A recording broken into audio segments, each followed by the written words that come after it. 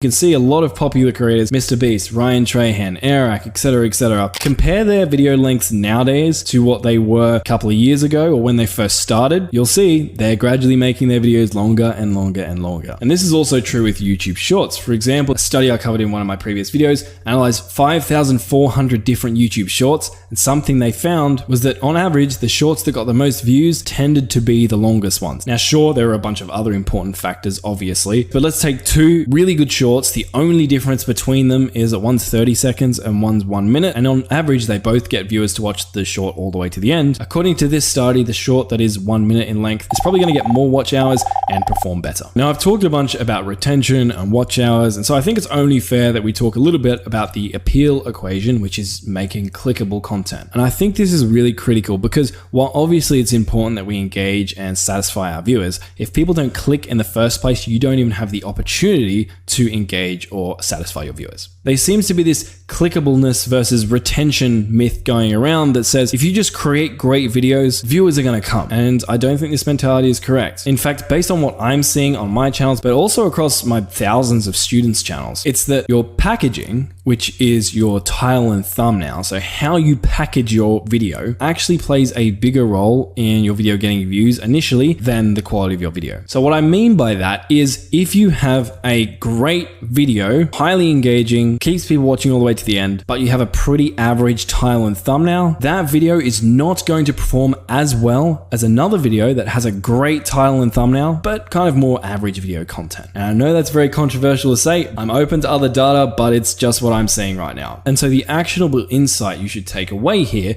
is if, like most people, you're spending 90% of your efforts on actually creating your video and then 10% of your efforts on the title and thumbnail, you should probably be spending somewhere more like 30 or 40% of your efforts just on coming up with a really cracking idea and great packaging, so a super enticing title and thumbnail, and then the remaining percentage of your efforts actually on your video. And after trying that for a bit, I would be very surprised if you're not getting more views than you currently are now. Now, speaking of packaging, a lot of people associate packaging with your click-through rate, which is the percentage of people who click on your video after they see it listed on YouTube. So for example, if my video is pushed out to 10 viewers and out of those viewers, one of them actually clicks on my video, I will have a 10% click-through rate because the number one is 10% of 10. But as you're probably gathering from this video, click-through rate is also not a metric you can just take on face value. Sometimes you can actually get more views with a lower click-through rate than you would with a higher click-through rate. And so before you go spending all this extra time on your titles and thumbnails, you should probably learn how to gauge the performance of your titles and thumbnails and how to accurately understand what click-through rate is